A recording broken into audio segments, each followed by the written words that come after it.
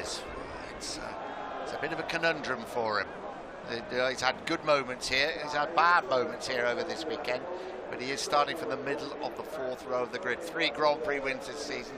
A good record here in Assen, a couple of wins, a 1-2-5 and Moto3 victories for Vinales, but the pressure is on him from the last 2 results in Mugello and Barcelona.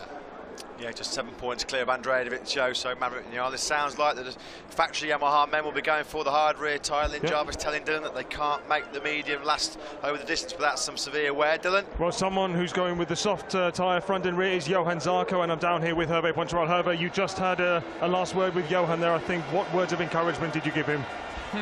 I'm not going to tell you. This is a secret in between him and me. No, you know, I think for sure it's a great feeling to be in pole position. It's a great feeling to, you know, have done the weekend we've done so far. But, you know, doesn't mean so much to be on pole, especially after such a few laps on the dry.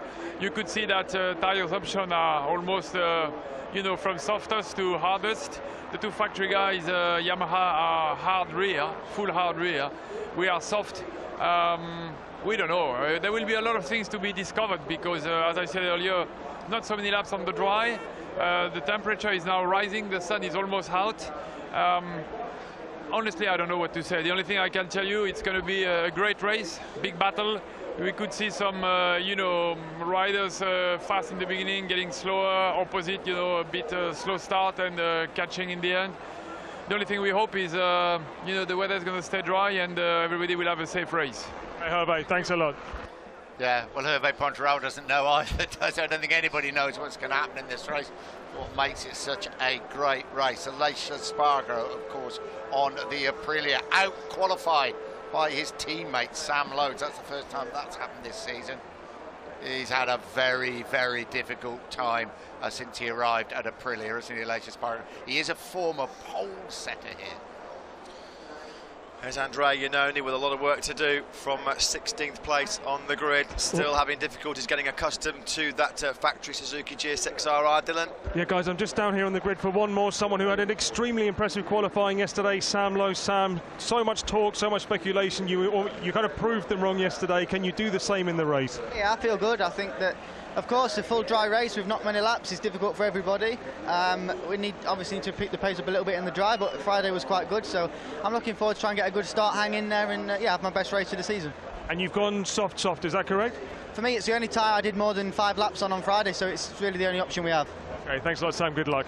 Yeah, Sam Lowe is absolutely flying, and he's still qualified in 10th place on the 4th row of the grid when the engine blew up right in front of Valentino Rossi, but he really looked in good nick, did Sam Lowe. As did Karel Abraham for much of the weekend.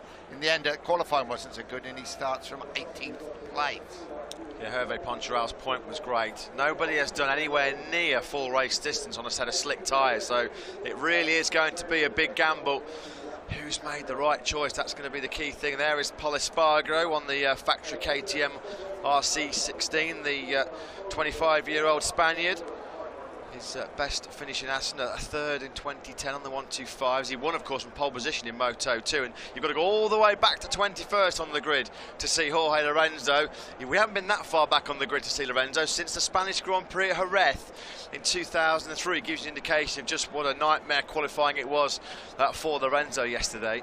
Yeah, and so disappointing after that result in Barcelona. He rode quite brilliantly to finish in 4th place. Well, it's been one hell of a season so far. We really don't know what is going to happen today, but just what has happened so far, it should be a cracking race.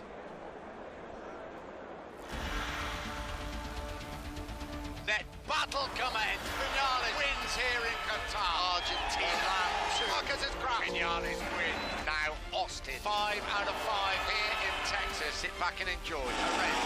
And the winner, Danny Pedrosa. Rossi's through to take the lead. Rossi's wide. Rossi's down. Vinales wins his 3rd Grand Prix of the season. Dovizioso wins the Italian Grand Prix. It's a dream for every Italian rider. Barcelona, we're underway. Tremendous battle. Marquez on the inside of Pedrosa. Epic encounter. Dovizioso in dreamland. 2 in a row being championship contender.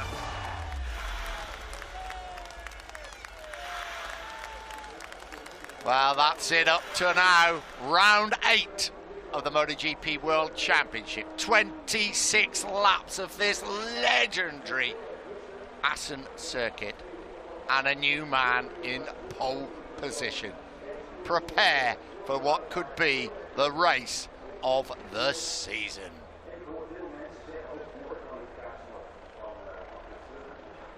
Trusting tyre choices on that second row. Rossi on the hard rear, Redding on the medium rear, and Folger on the soft rear. Bit of a mix-up as well on the front row. Zarco going soft and soft. So here is the front row of the grid for this 8th round of the World Championship. Danilo Petrucci, the world champion Marc Marquez, and for the first time ever, Moto2 world champion Johan Zarco on pole.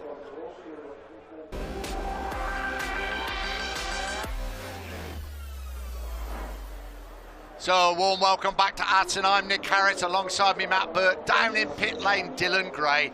What a lineup. Johan Zarco on pole, the first Frenchman to do so since 2002. Marquez and Petrucci on the front row with him. Rossi, Redding and Jonas Folger, career best 6 for the German, completes row 2. Row 3, Alvaro Bautista, Cal Crutchlow, and the man in form, Andrea Dovizioso. Row 4, Sam Lowes, Maverick Vinales, the championship leader, and Danny Pedrosa. 2016 Aston winner Jack Miller heads row 5 in 13th, clear of Loris Baz and Aleix Espargaro. Iannone, Rins, the 2 Suzuki men, joined by Carol Abraham on row 5. Row 7, Paul Espargaro, Hector Barbara and Jorge Lorenzo, his worst qualifying in 14 years. Row 8, Bradley Smith and Tito Rabat. A final look out of the window. We will have a quick word with Dylan when they go out on this final sighting lap. We're ready to go. As we said, they started racing here in 1925. In 1949, Dutch TT staged its first World Championship race, and it is the only circuit left from that